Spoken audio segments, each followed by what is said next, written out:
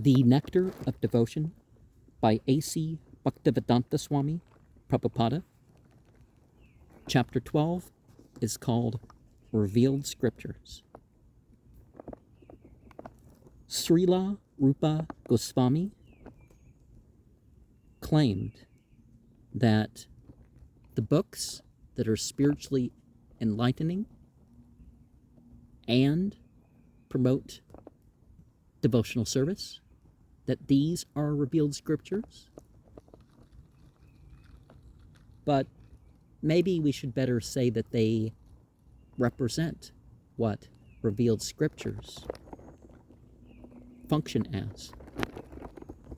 Srila Madhvacharya indicated such as the Ramayana, the Mahabharata, the Puranas, the Upanishads, Vedanta,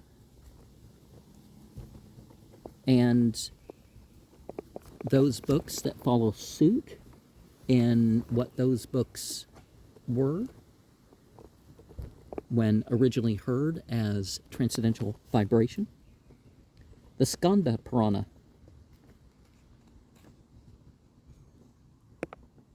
encourages us to be constantly engaged in going over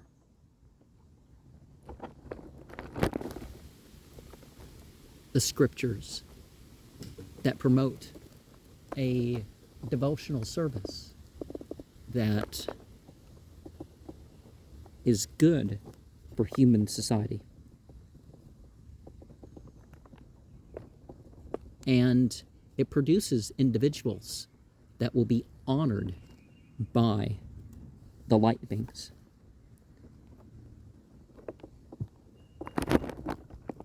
One of the ways of presencing the divine is to write spiritual literature, or to have spiritual literature present.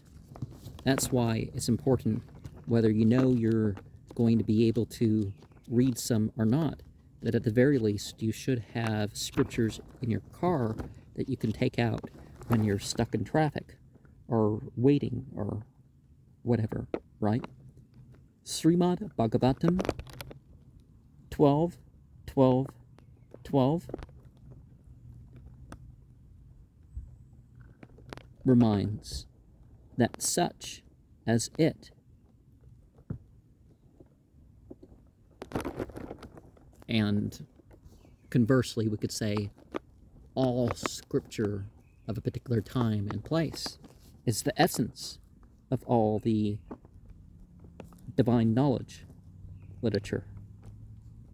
And you should become so attached that it is your favorite literature. And any other study, is considered secondary or towards its cause. Now, some people say you read nothing else, but you can certainly read other things.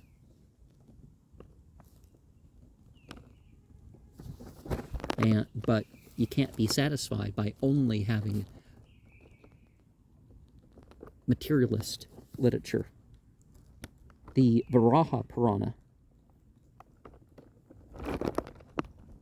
reminds us that the vicinity where one can attend a dedicated temple should be the only place of living that you're attracted to.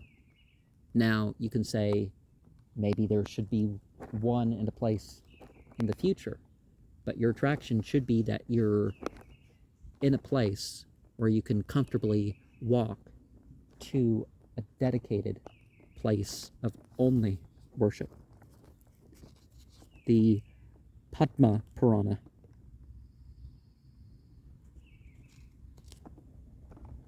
reminds us that there's different types of worship, and of that worship is that of doing good to the spiritual community. Srimad Bhagavatam 3:7-19 indicates that our spiritual work should be such that it alleviates the material conditions. The Skanda Purana talks about those who use symbols and how their symbols remind others and can even be a method of them being so alleviated. Srimad Bhagavatam 1:1930 reminds that our spiritual activities can have an effect on our whole family. The Adya Purana reminds us that not everybody who claims to be on the spiritual path is on the spiritual path. Only those who are serving the wider spiritual community are truly on that spiritual path. And we can't expect to know divinity directly. Sri Rupa Gosvami in the Bhakti Rasamrta Sindhu, which this book is based on, and I'm doing my path working with it, reminds that anything that's from an authentic scripture from divinity, that will be accepted. And if there are authentically prescribed seasonal ceremonies, or monthly ceremonies, or weekly ceremonies, or whatever, then those should be carried out. And it's better to carry out the universally obliged in the temple setting. The Padma Purana reminds us that we should be grateful of our material opulence as a gift from divinity, and an opportunity, of course, to make it easier for us to carry out our various spiritual and other duties. The Bhavishya Purana reminds us to pay attention to the details of the sent one's life. That's why, for example, Sira and Maghazi literature became so important in the Islamic world, is that they were, this is the sequence of events. So any spiritual, any divinely sent individual avatar, likewise, it's important to pay attention to what those sequences of events are, when they took place, and that sort of stuff. The Bhavishya the Bhavishya Purana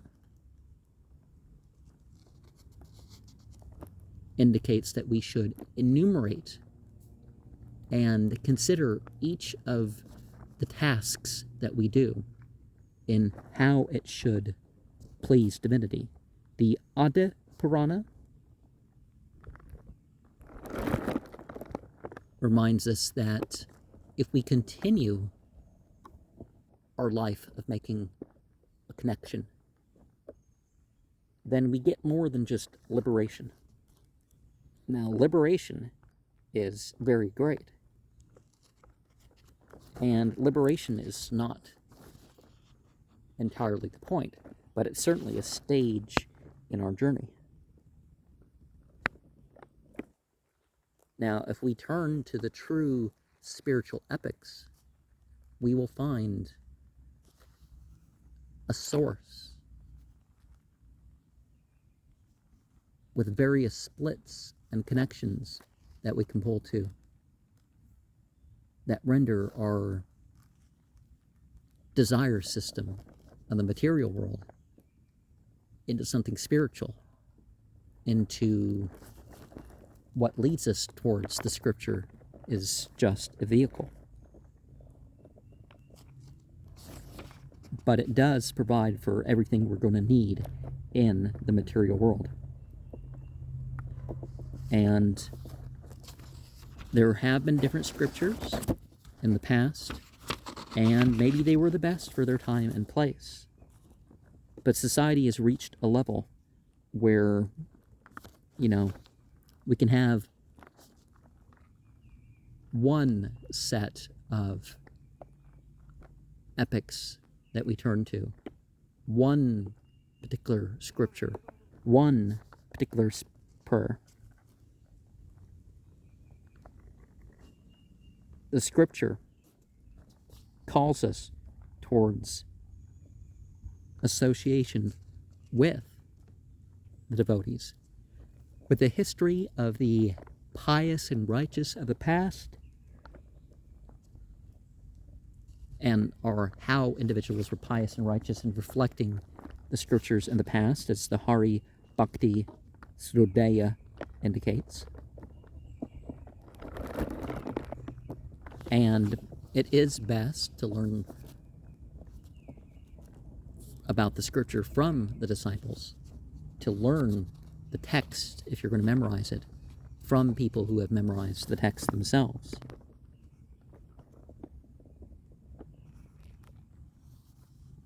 The Srimad Bhagavatam 2:1-9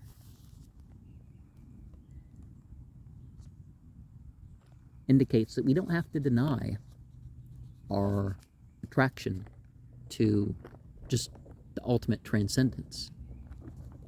But when we hear that we can have a personal relationship, this is how we truly realize ourselves.